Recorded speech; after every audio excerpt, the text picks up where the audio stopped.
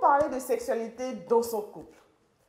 Salut, je suis Miss Léi, je suis coach en couple et sexualité et je vous aide à réussir votre vie de couple en partageant avec vous des conseils, des astuces qui ont été scientifiquement prouvées, mais également des recettes africaines de grand-mère que j'ai moi-même testées et qui sont tout aussi efficaces et pertinentes.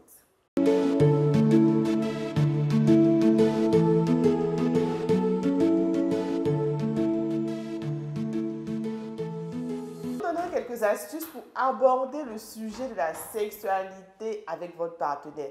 Effectivement, c'est un sujet souvent tabou et on ne sait pas, par exemple, comment on dit à bébé, ah bébé, moi j'aime quand tu me chicotes, bébé, moi j'aime quand tu me fais certaines choses pendant qu'on est en train de faire l'amour, tout ça. On est gêné ou même alors on lui dit, bébé, je trouve que tu éjacules trop vite, ça me fatigue.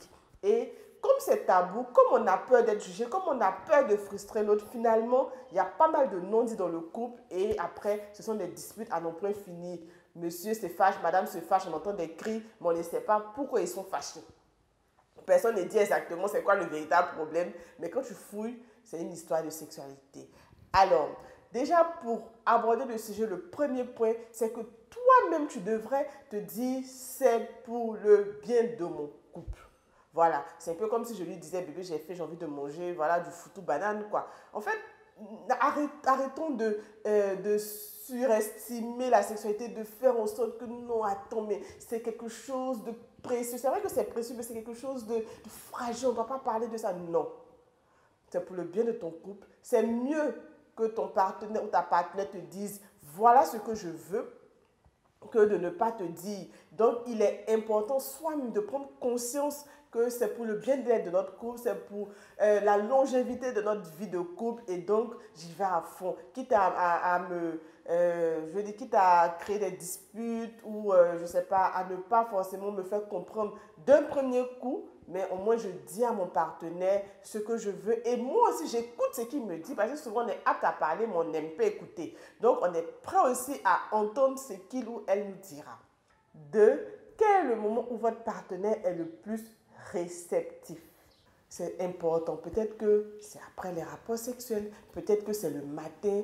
Par exemple, si vous êtes un homme, madame a tourné jusqu'à le soir, elle rentre, elle a fini de gérer les enfants, la maison, elle est fatiguée. C'est à ce moment-là, tu vas venir dire, ah, mais toi, si tu es trop grosse, on ne peut même pas te soulever dans la maison. Non, non.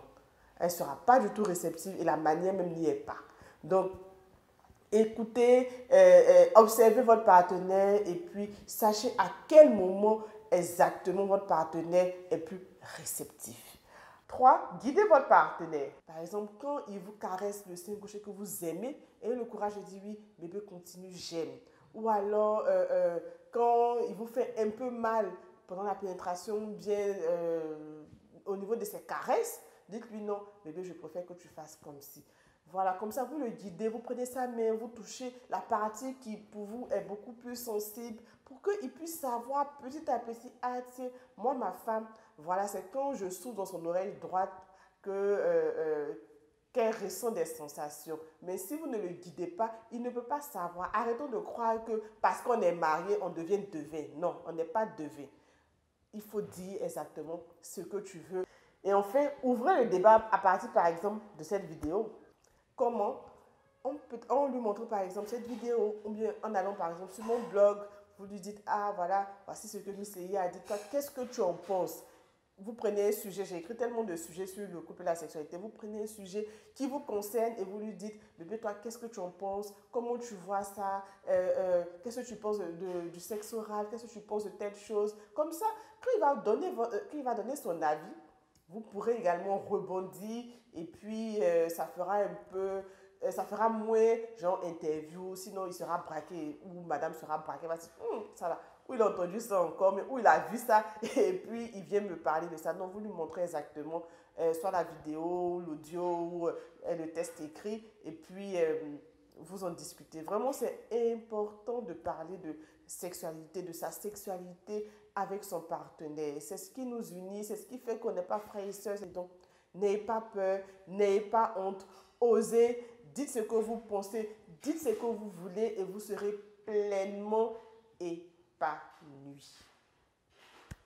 Voilà, alors c'est tout pour aujourd'hui. Donc on se retrouve le vendredi prochain pour une autre capsule 100% sexo, 100% vie de couple pour vous aider toujours à réussir votre vie de couple. Mais en attendant, téléchargez alors mon e-book Les 7 règles d'or pour rester en couple. Vous aurez encore pas mal d'astuces et puis pas mal de conseils pour toujours être épanoui avec votre bébé d'amour.